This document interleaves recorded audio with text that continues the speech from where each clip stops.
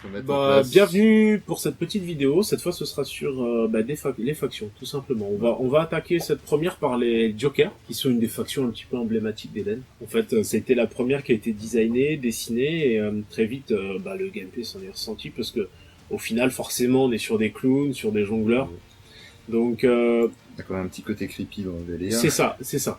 Donc, déjà, la boîte de base, elle est déjà très orientée. Dans la boîte de base, on a Yuri, Vlad, donc qui sont des frères, pour la petite histoire. Il y a déjà deux tireurs, deux harceleurs, à savoir Elenia et Yuri. Vlad, lui, est plutôt le tapeur du groupe, avec Anton qui est là pour finir sur le starter de base. Ce qu'il faut savoir globalement sur les Jokers, c'est que c'est, comme tu disais tout à l'heure, du hit and run. Donc toi, je sais que tu as l'habitude de les jouer Ouais, un petit peu. toujours en guérilla. En plus, moi personnellement, j'ai un build où j'ai 3 tireurs.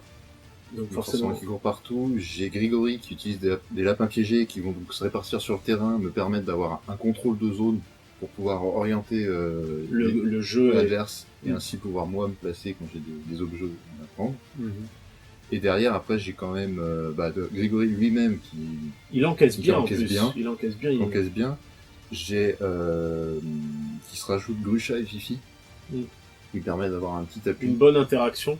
Elles ont été d'ailleurs, elles ont été légèrement erratées sur les dernières versions parce que justement, ça permettait de juguler un petit peu le côté parce que les jokers peuvent être joués en familier, en compo familier où ils devenaient vraiment très très très bons. Et du coup, là-dessus, on est très réactif, c'est-à-dire que dès lors qu'on commence à jouer au jeu et à tourner, on voit tout de suite ce qui fonctionne, ce qui tourne. Et là-dessus, nous, on a Grusha et Fifi ont été légèrement baissés. Et en fait, ils sont toujours aussi bons, mais si tu veux, ça leur permet d'avoir quelques petites faiblesses en comparaison. C'est ce qui fait que des fois, j'échange. Et quand je joue en familier, je joue avec le Tsar. Oui, qui va très bien, qui a un gros lion. Surtout avec le chat. Ouais, ça tourne. C'est vrai que ça tourne très très bien. Donc, en Joker, on peut jouer très orienté familier.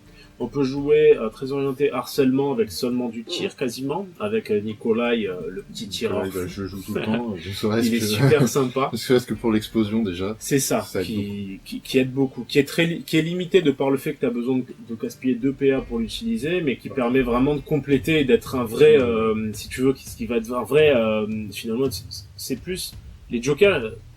En jouant harcèlement comme ça, on a quelque chose qui va être vraiment pénible pour l'adversaire. C'est ça. Donc c'est vrai que pour ça c'est pénible, surtout qu'on a une Bogdana derrière. C'est ça. Et qu'en général on peut se placer. En général quand je joue, je cumule du coup entre les lapins, le fumigène de Bogdana. Bien sûr. Je fais un début d'orientation. Et c'est assez intéressant parce que ça me fait penser pendant un temps je jouais à Eldar à Warhammer 40 000 et c'est vrai que ça se rapproche vachement du jeu Eldar, c'est-à-dire que c'est très faible. Si tu veux, quand ça arrive au corps à corps, mais par contre, ça peut. Après, on peut jouer aussi une liste assez orientée, finalement, costaud, avec du Yorg, qui est mutant, en plus, donc qui bénéficie de tous les avantages.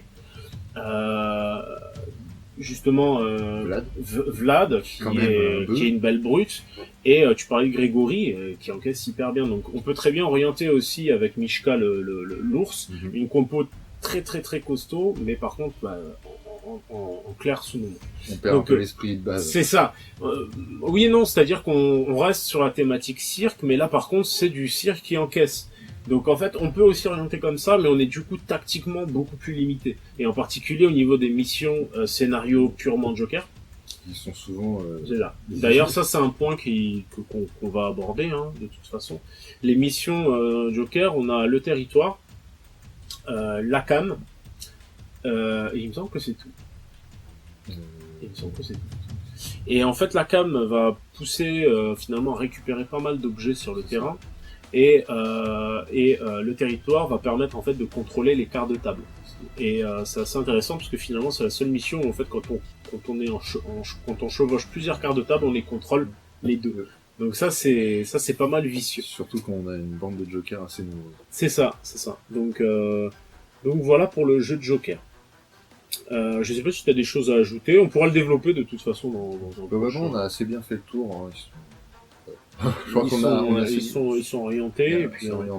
On peut quand même se diversifier, c'est déjà ça qui est pas mal aussi. C'est ça, ouais. C'est vrai que sur le starter de base, en fait, il va suffire de modifier, de changer 2 figurines ou 3 pour vraiment avoir une façon de jouer différente. Tout en sachant que, encore une fois, juste avec les scénarios compris dans la boîte, on a quand même pas mal d'universités.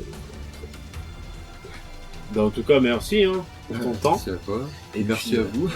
Merci de nous suivre. On va essayer de vous proposer assez rapidement un autre Tactica. En fait, là, le but, c'est vraiment de survoler un petit peu les types de jeux pour chaque faction. Ouais. Et comme ça, on voit vraiment les types présents. Merci. Merci.